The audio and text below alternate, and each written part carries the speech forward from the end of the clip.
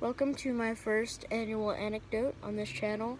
I will be reading Not Alone by Jackson Wagner and spoken by Jackson Wagner. Vincent woke with a jump, partly from the dream he was having and partly because of the volume of his mother's alarming scream. He looked to the side at all the X's on his calendar, indicating that it was October 31st, Halloween. With excitement, he said, "Yes!" Quickly he remembered what his mom said, which was to get breakfast, and jumped out of bed. She was usually quite strict about these things, so he nearly fell down the stairs in a rush to get to the kitchen that smelled very good. Now in the kitchen, he looked at the tall table. Well, tall for him at least, as he was only 4'5" in 7th grade. The seat he always sat at was taken from under the table for him, seemingly by his mother. The plate, which was decorated with pumpkins and scarecrows, was under very nice-looking pancakes and bacon, Vincent's favorite. As quickly as he scarfed it down, it was time for school, because he had been quite late for his alarm. This was nothing new for Vincent, and both him and his mother knew this. He picked up his bag and sped out the door, with his mom calling after him. The bus ride that he barely caught was nice as always, sitting next to his friend Zach. He met Zach in 3rd grade. They had been friends since Zach moved from Minnesota over to Thousand Oaks, California, therefore transferring to Vincent's school, Valley Point Middle School, or VPMS. It was one of those days where Zach would talk about how it was in Minnesota. Zach started. It was really cold there in every season, but especially winter. Every day was the same thing, with no excitement or fun. Honestly, I didn't like it there. Vincent didn't hear this last part, though, because he on the bus was fun, but it was also very loud. Vincent just ended up nodding his head at what he heard. At school, they parted ways and had no classes together. Vincent was okay with this most days, but not this one, because they had so much to talk about on the bus. Mostly Halloween things, which entailed the haunted house they were going to later. Not much happened for the two boys, so they met up on the bus with the same thought in their heads.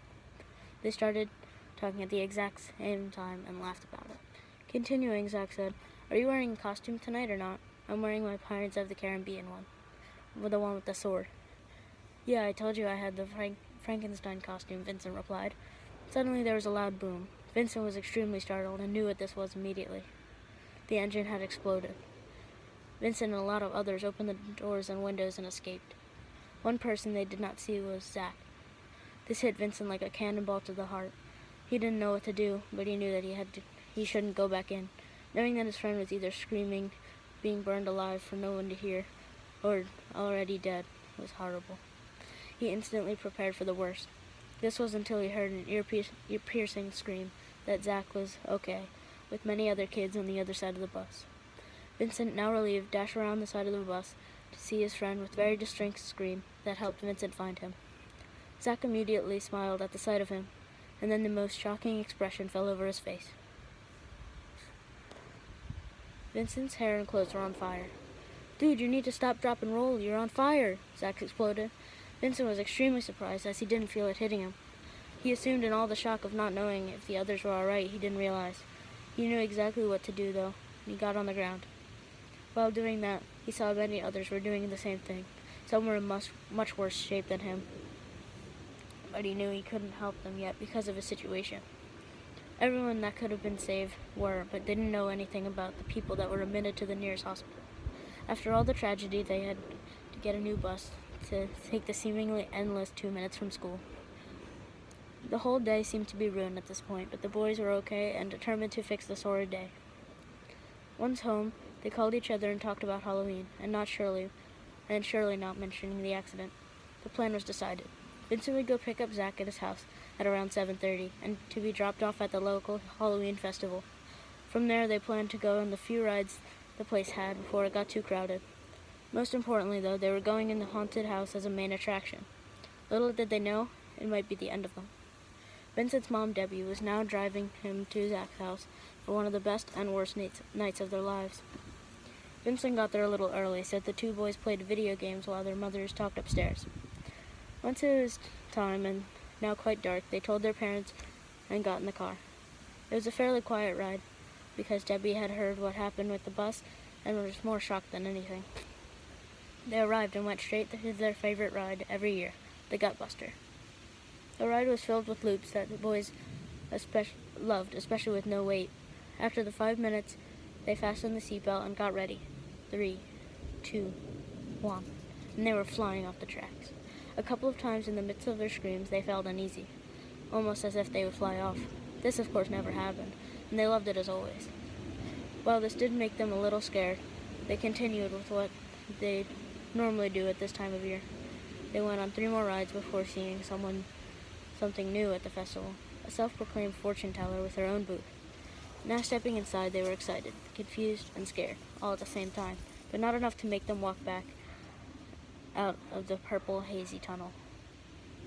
When they got back to the seemingly empty room, they assumed it wasn't open tonight and turned around, almost glad it wasn't. The end of the tunnel seemed to be getting farther than getting closer as they moved forward. They jumped, hearing an unknown voice shout out to them. It was a fortune teller who must have been busy at the time. "Wait, come back," she bellowed. Looking back, the boys saw that the tunnel was walking now about 30 feet longer by the fortune teller's command.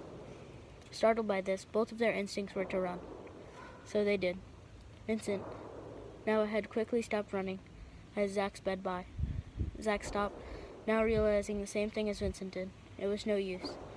The tunnel was getting longer again as it made their zero progress. She began smiling, knowing what they had found out. "Oh, wait, you have no choice. Come over here." "What is this?" Vincent bellowed to Zach, but in a way that the fortune teller could hear. All of a sudden, Vincent and Zach were forced nearer to the 4 chairs at a circular table in the middle of the room. As they sat very reluctantly, feeling as if they had no other option. Once again, she began. "You are going to die tonight, and there's nothing you can do about it." She then left through a small door in the purple curtains, never to be seen again.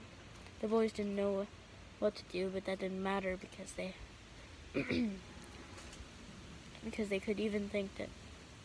before they could even think, they had been thrown out of the tunnel and onto the ground. Should they just walk away and not think about it, or the total opposite? They had not talked since Vincent's scream, but couldn't change that because neither of them knew what to talk about. They started walking, coming to the unsteady conclusion that it was all a sick joke. They laughed it off and went to the last ride before the haunted house. The ride they went on was the biggest of all. At about 150 feet, it lasted about 20 seconds long. After the ride, they were fully laughing and smiling because they had forgotten about the fortune teller and the ride that was so fun.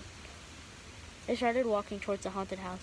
Now it was about 9:30, so it was completely dark, making it as scary as possible for the boys in the now quite crowded festival. They weren't scared, though. Not yet, at least. They waited in line for about 10 minutes, but knew it would be worth it. They walked inside customarily, looking at all the decorations on the wall. They heard footsteps up the creaky stairs and assumed it was a new scary attraction. They explored the downstairs of the 2-story house with an attic.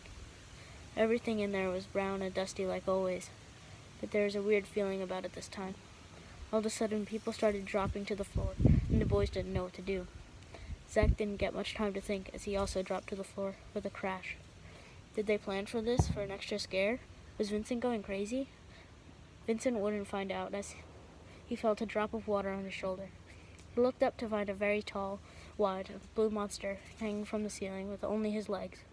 The monster's stomach was nearly completely a mouth of 300 to 400 jagged teeth. As they reared back to strike, Vincent was gone. He began to dash up the stairs, making sure not to fall like the movies. He then realized he was in one of these movies now, but only if that were true. If only he could escape unscathed. Instead, he was now face to face against a wall with an enormous 12-foot monster. Vincent thought about his life so far, everything he had done, and thinking about if he had contributed enough to the world. Vincent had never understood the phrase, his life flashed before his eyes, but he did now without a doubt. He was going to die, but all he was thinking about was if Zach and the 11 others in the house with him were okay. He thought about his family, his mom, his dad, his sister, and came to the conclusion that it was too late to fix all that he had done. He was going to die. There was no way to defend himself at this point. The monster reared back his teeth once more, Vincent bracing himself, hoping that it was quick and painless. This wasn't until he heard a clang as if a bell had sounded. When Vincent opened his eyes, all he could see through the heavy fog was Zack smiling. He had woken up from his deep slumber and hit the monster with the sword of his Pirates of the Caribbean costume. So that's why this costume was so expensive. It's a real sword, Zack chuckled. Vincent stared in amazement at what he had seen. This feeling was short-lived. Without them realizing, the monster had woken up and was now rearing back his teeth. Vincent felt a sharp pain in his left ankle. Zack reached for his sword that he dropped on the floor, but it was too late. They had been eaten. Now, at about 10:30 a.m., the phone rang in the Brady house. "Hello, I would like to talk to Mr. and Mrs. Brady," the person on the phone said. Debbie was startled. "Is everything okay?" The person sighed. "My name is Mark with the FBI. Your son and many others have died in the haunted house at the festival. I'm very sorry." Debbie stuttered. "No, this can't be. There's just no way. I don't believe it. I thought he went to a friend's house." Mark added. "What is that friend's name?" "Zack. Zack Robinson," she remarked.